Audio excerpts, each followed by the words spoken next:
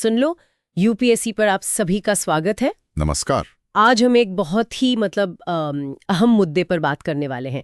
James Clear की जो famous book है एटॉमिक हैबिट्स, उसके चैप्टर 18 पर।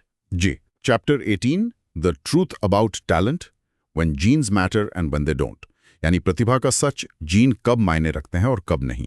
और ये यूपीएससी एस्पिरेंट्स के लिए इतना जरूरी क्यों है? क्योंकि ये सिर्फ आदतें बनाने के बारे में नहीं है, बल्कि ये समझने के बारे में है कि आप कौन हैं, आपकी नेचुरल कैपेबिलिटीज क्या है। बिल्कुल। यूपीएससी की ये जो लंबी और सच कहूं तो काफी कठिन यात्रा है, इसमें अगर आप अपनी ताकत पहचान लें और उसके हिसाब से अपनी स्ट्रैटेजी बनाएं, तो ये आपको दूसरों से बहुत आगे ले जा सकता है। हाँ, मतलब ये चैप्टर एक तरह से ये समझाता है कि क्यों कुछ चीजें हमें आसान लगती हैं और कुछ मुश्किल, और इसका फायदा कैसे उठाया जाए। एग्जैक्टली। वो जो एक सवाल हमेशा रहता है ना कि क्या सिर्फ हार्डवर्क काफी है या सही दिशा में हार्डवर्क करना ज्यादा जरूरी है। हाँ, हार्डवर्क वर्सेस स्मार्ट वर्क वाली डिबेट। कुछ वैसा ही। ये चैप्टर हमें इसी सवाल का जवाब खोजने में मदद करता है।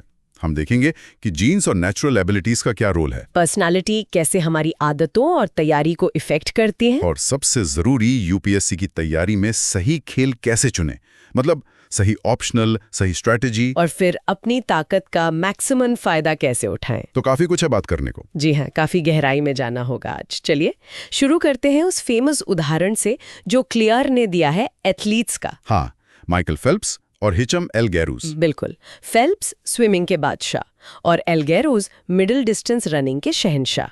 दोनों अपने अपने फील्ड में लेजेंड्स हैं। फेल्प्स की हाइट 6 फुट 4 इंच और एल्गेरूस की 5 फुट 9 इंच। काफी फर्क है। हाँ, पर जो सबसे चौंकाने वाली बात क्लियर बताते हैं वो ये कि दोनों के पैंट की इनसीम यानी पैर की अंदरूनी लंबाई लगभग बराबर है।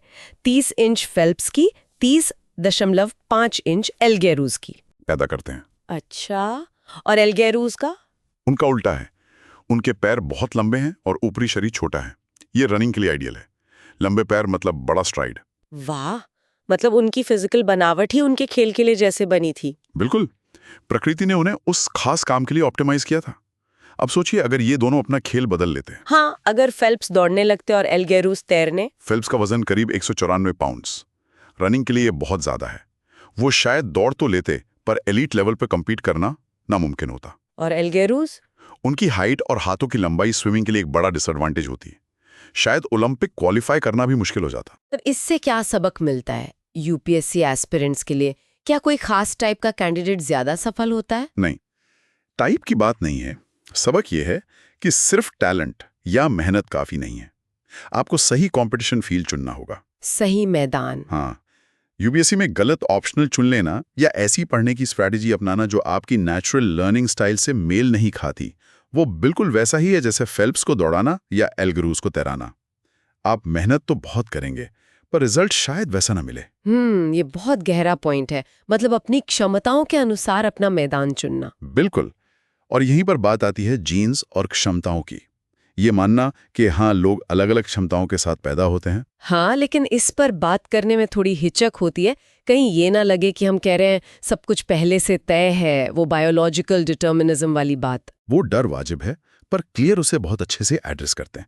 वो कहते हैं कि जीन्स डेस्टिनी नहीं तय करते, वो अवसर के क्षेत्र, एरियाज ऑफ अपॉर्चुनिटी निर्धारित करते हैं।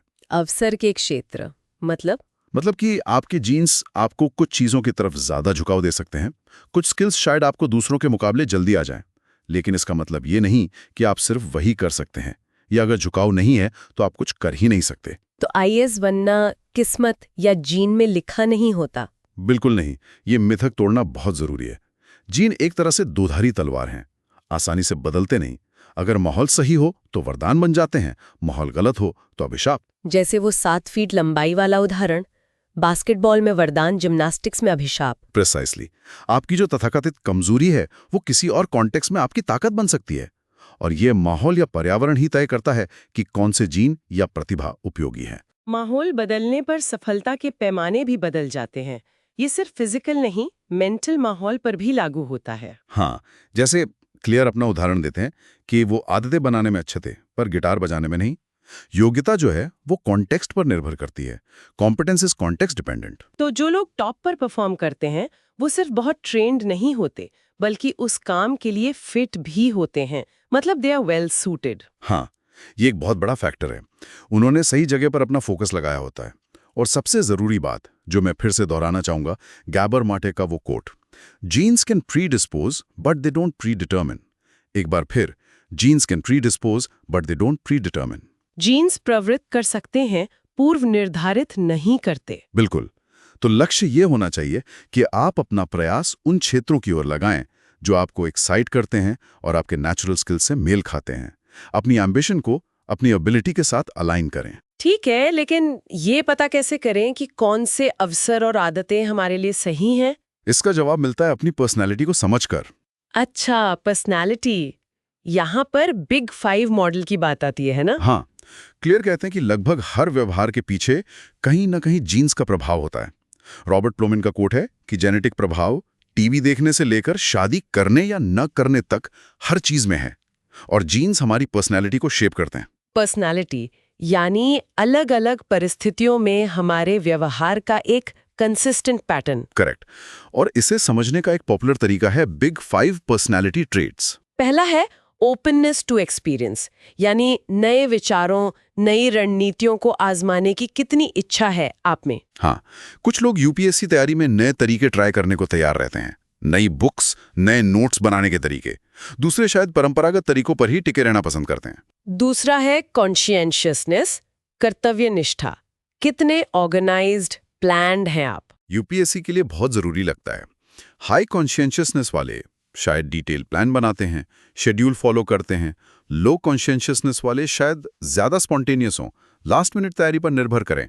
तीसरा, एक्सट्रोवर्जन, बहिर्मुखता। क्या आप दूसरों के साथ रहकर ग्रुप स्टडी या डिस्कशन से एनर्जी पाते हैं? या फिर आप इंट्रोवर्ट हैं और अकेले पढ़ना पसंद करते हैं? क्लियर। एक उदाहरण देते हैं कि जन्म से दिख सकता है। नर्सरी में जो बच्चे शोरगुल वाले माहौल में शांत रहते हैं वो अक्सर एक्सट्रोवर्ट होते हैं, और जो शांत माहौल में उत्तेजित हो जाते हैं वो इंट्रोवर्ट। चौथा है अग्रीएबलनेस, सहनशीलता। आप कितने सहयोगी हैं, दूसरों की मदद लेने या करने में सहज हैं? क्या आप मेंटरशिप लेने या देने में विश्वास रखते हैं, या आप ज्यादा कॉम्पिटिटिव और अकेले चलने वाले हैं? इसका कनेक्शन ऑक्सीटोसिन हार्मोन से भी जोड़ा जाता है। और पांचवा, न्यूरोटिज्म, मनोविषुब्धता। आप तनाव, असफलता के डर को कैसे हैंडल करते हैं? परीक्षा का स्ट्रेस, रिजल्ट्स की चिंता, ये सब न्यूरोटिसिज्म से जुड़ा है। हाई न्यूरोटिसिज्म वाले शायद ज्यादा चिंतित रहते हैं, जबकि लो वाले ज्यादा शांत, स्थिर रहते हैं। इसका कनेक्शन ब्रेन के एमिगडाला से देखा गया है। तो ये पांचों ट्रेट्स हमारी तैयारी के तरीके को बहुत प्रभावित कर सकते हैं। बिल्कुल, लेकिन यहां भी वही बात है, आदतें पूरी तरह पर्सनैलिटी से तय नहीं होती। जीन्स एक दिशा देते हैं, एक झुकाव देते हैं। आपको अपनी प्रकृति को समझना है और उसके साथ काम करना है, उसके खिलाफ नहीं। जैसे अगर कोई नेचुरली कम कॉन्शियंशियस है तो उसे शायद अपने स्टडी इन्वायरमेंट को डिजाइन करने पे ज्यादा ध्यान देना होगा, चैप्टर 6 और 12 में जो बातें थी। परफेक्ट उदाहरण। उसे शायद बाहरी संकेतों, रिमाइंडर्स या एक स्ट्रक्चर्ड माहौल की ज्यादा जरूरत होगी ताकि वो ट्रैक पर रह सके। तो मेन टेक अवे ये है कि ऐसी आदतें बनाएं जो आपकी पर्सनालिटी के लिए काम करें। जो पॉपुलर है वो नहीं, जो आपको सूट करता है वो चुने। बिल्कुल। किसी टॉपर ने कोई स्ट्रैटेजी अपनाई, इसका मतलब ये नहीं कि वो आपके लिए भी बेस्ट होगी। अपनी स्टाइल डेवलप करें। अगर आपको गंभीर नॉन फिक्शन पढ़ना बोरिंग लगता है तो शायद आप किसी और शैली की किताबें पढ़कर अपनी रीडिंग हैबिट बना सकते हैं जो आपको बांधे रखती हो।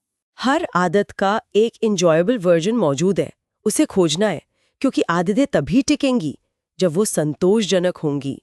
Fourth law of behaviour change. Precisely. और यहीं से हम अगले पॉइंट पर आते हैं कि वो सही खेल कैसे खोजें जहां जीतने की संभावना आपके पक्ष में हो। How to find a game where the odds are in your favour. ये बहुत जरूरी है, क्योंकि अगर आप लगातार फेल होते रहेंगे या स्ट्रगल करते रहेंगे तो मोटिवेशन बनाए रखना मुश्किल होगा। हाँ, क्लियर कहते हैं कि हम उन चीजों को ज्यादा एंजॉय करते हैं जो हमें आसानी से आती हैं, और ये एक पॉजिटिव साइकिल बनाता है। पॉजिटिव साइकिल कैसे? देखिए, अगर आप में किसी चीज का नेचुरल टैलेंट है तो आप उसमें जल्दी योग्यता हासिल करेंगे। ठीक है। योग्यता आएगी तो शायद आपको प्रशंसा मिलेगी या कम से कम खुद अच्छा महसूस होगा। इससे आपको और एनर्जी मिलेगी। हाँ, मोटिवेशन बढ़ेगा। बिल्कुल। फिर आप और प्रगति करेंगे, जिससे शायद नए अवसर खुलेंगे, आप खुश रहेंगे और बेहतर काम करेंगे। ये एक वर्चुअस साइकिल है। और गलत आदत या गलत खेल? वो एक संघर्ष बन जाता है। आप मेहनत करते हैं पर प्रगति धीमी होती है, फ्रस्ट्रेशन बढ़ती है, आप छोड़ देते हैं। इसलिए सही आदत चुनना मतलब आसान प्रगति, गलत आदत चुनना मतलब जीवन संघर्ष। तो सही आदत कैसे चुने? पहला कदम तो शायद वही है, इसे आसान बनाए, make it easy. Third law. हाँ, अक्सर हम जो आदतें नहीं अपना पाते वो इसलिए क्योंकि हमने उन्हें शुरू में ही बहुत मुश्किल बना दिया होता है। लेकिन ये पहला लेवल है। लॉन्ग टर्म में आपको ये भी सुनिश्चित करना होगा कि आप अपनी स्किल सेट के लिए सही खेल खेल रहे हैं। तो ये कैसे पता करें? ट्रायल एंड एरर, कोशिश करके देखना। ट्रायल एंड एरर कर सकते हैं, पर जीवन छोटा है, आप हर चीज ट्राई नहीं कर सकते।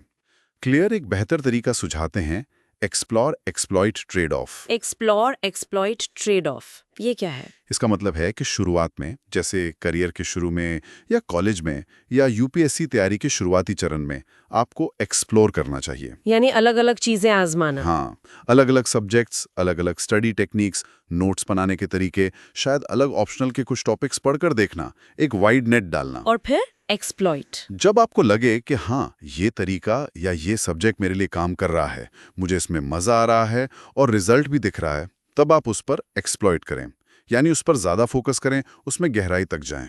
लेकिन क्या एक्सप्लोरेशन पूरी तरह बंद कर देना चाहिए? नहीं, पूरी तरह नहीं। क्लियर कहते हैं कि बेस्ट स्ट्रैटेजी होती है कि आप अपना ज्यादातर समय, मान लीजिए 80%, उस चीज पर लगाएं जो काम कर रही है, एक्सप्लॉइट, लेकिन थोड़ा समय 10-20% नई चीजों को एक्सप्लोर करने में लगाते रहें। जैसे गूगल का 80-20 रूल था। अच्छा, इससे आप स्टैग्नेट नहीं होते? एग्जैक्टली। और समय के साथ ये बैलेंस बदल सकता है। तैयारी के शुरू में शायद आप 50% एक्सप्लोर करें, 50% एक्सप्लॉइट। जैसे जैसे परीक्षा नजदीक आती है, एक्सप्लॉइटेशन बढ़ता जाएगा, शायद 90% या 95%। ये बहुत प्रैक्टिकल अप्रोच लगती है। तो खुद से क्या सवाल पूछें ये जानने के लिए कि कौन सा खेल हमारे लिए सही है? क्लियर 4 बहुत अच्छे सवाल लेते हैं जिन्हें यूपीएससी एस्पिरेंट्स अपने कॉन्टेक्स्ट में सोच सकते हैं। पहला सवाल। पहला, what feels like fun to me but looks like work to others, यानी मुझे क्या करने में मजा आता है पर दूसरों को वो काम जैसा लगता है।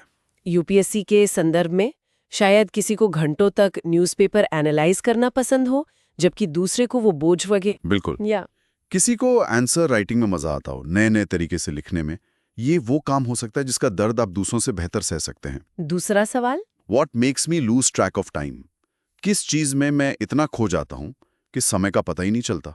वो जिसे फ्लो स्टेट कहते हैं। हाँ, कौन सा सब्जेक्ट पढ़ते हुए या किस तरह का नोट्स बनाते हुए या डिस्कशन करते हुए आप फ्लो में आ जाते हैं, ये एक इशारा हो सकता है कि वो क्षेत्र आपके लिए नेचुरल है। तीसरा सवाल। Where do I get greater returns than the average person, मुझे औसत व्यक्ति से बेहतर रिटर्न कहाँ मिलता है। मतलब कौन से सब्जेक्ट या स्किल में आप थोड़ी मेहनत करके भी दूसरों से ज्यादा अच्छा कर लेते हैं। हाँ, जैसे क्लियर अपना उदाहरण देते हैं कि उन्होंने jamesclear.com पर लिखना शुरू किया और उन्हें बाकियों के मुकाबले जल्दी ग्रोथ मिली।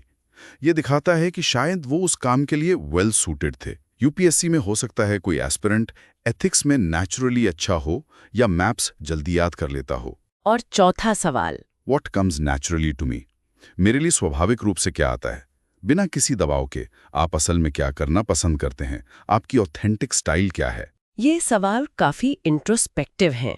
इनका जवाब ईमानदारी से देना होगा। बिल्कुल, और ये भी मानना होगा कि इसमें लक का भी रोल होता है, जैसे फेल्प्स या एल गिरूज के केस में था। पर आप लक पर निर्भर नहीं रह सकते। आपको इन सवालों के जरिए अपनी नेचुरल टेंडेंसीज को पहचानना है। लेकिन मान लीजिए इन सवालों के जवाब खोजने के बाद भी ऐसा लगता है कि कोई बना बनाया सही खेल नहीं मिल रहा है। मतलब यूपीएससी में तो सिलेबस तय है, खेल तो वही खेलना है। हाँ, ये एक अच्छा पॉइंट है।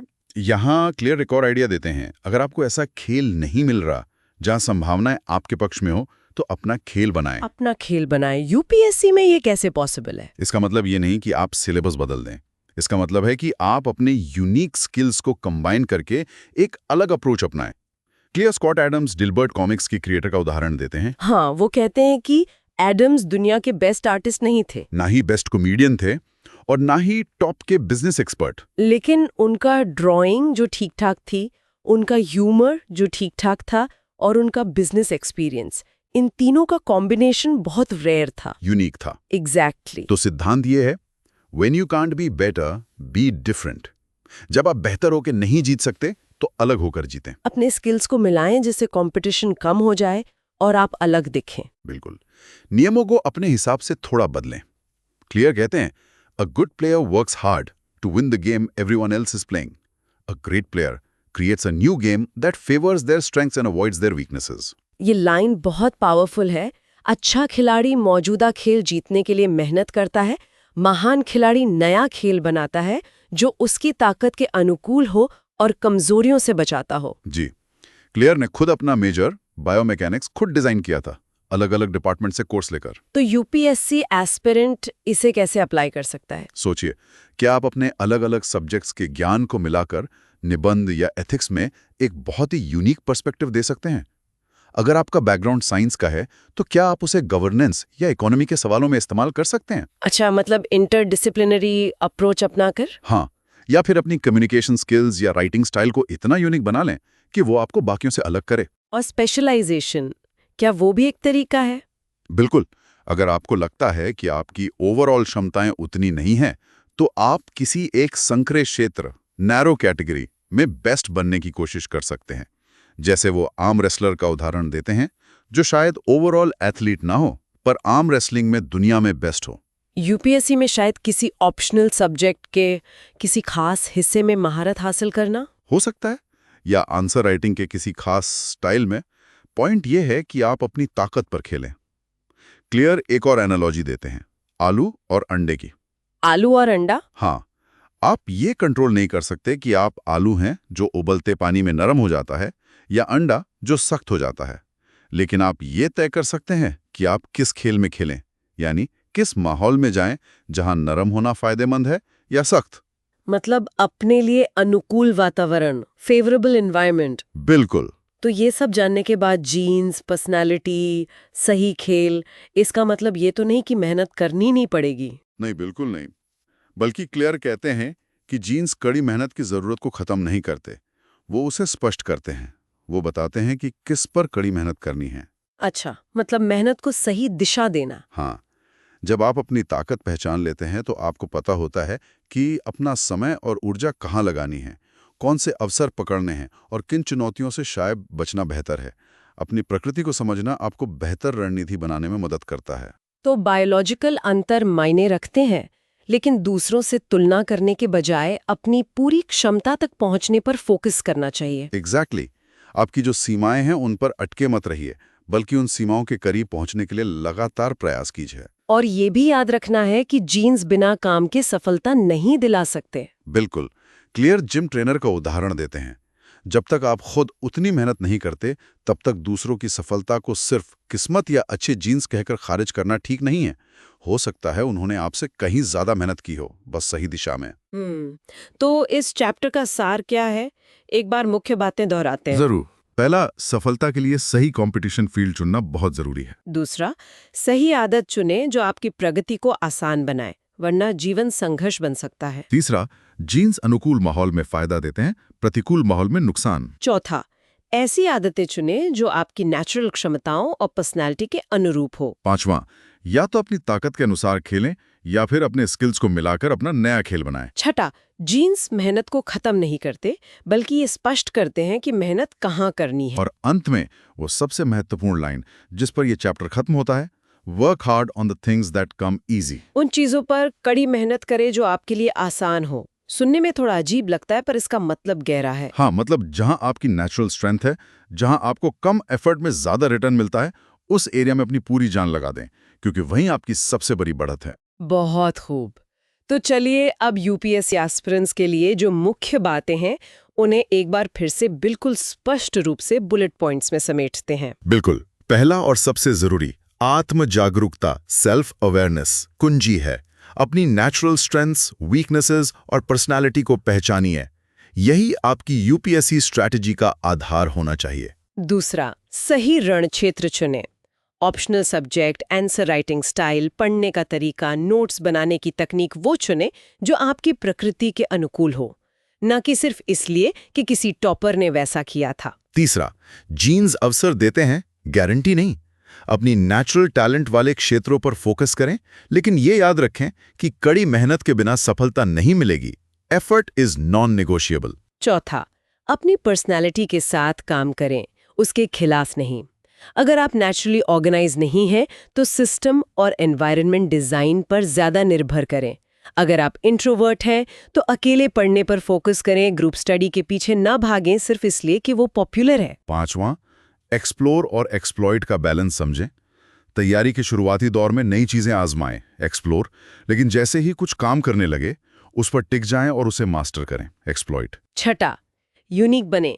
सिर्फ बेहतर बनने की कोशिश न करें, अलग बनने की कोशिश करें। अपने विविध ज्ञान और स्किल्स को मिलाकर एक यूनिक अप्रोच विकसित करें। ये आपको भीड़ से अलग करेगा। और 7वां, अपनी कथित सीमाओं लिमिट्स पर अटक ना जाएं, उनसे निराश ना हो। अपना फोकस अपनी पूरी क्षमता, पोटेंशियल तक पहुंचने पर रखें। लगातार प्रयास करते रहें। ये सारे पॉइंट्स बहुत ही प्रैक्टिकल और एम्पावरिंग हैं। बिल्कुल। ये समझ सिर्फ यूपीएससी में ही नहीं बल्कि जिंदगी के हर पहलू में सही निर्णय लेने में मदद कर सकती है। तो सभी एस्पिरेंट्स के लिए हमारा संदेश यही है कि ये चैप्टर आपको ये समझने में मदद करता है कि आप यूनिक हैं। आपकी यात्रा भी यूनिक होगी। दूसरों से तुलना करने के बजाय अपनी अंदरूनी शक्तियों को पहचानें और उन्हें निखारें। सही स्ट्रैटेजी जो आपकी प्रकृति से मेल खाती हो और लगातार मेहनत, इन दोनों के कॉम्बिनेशन से आप निश्चित रूप से सफल हो सकते हैं।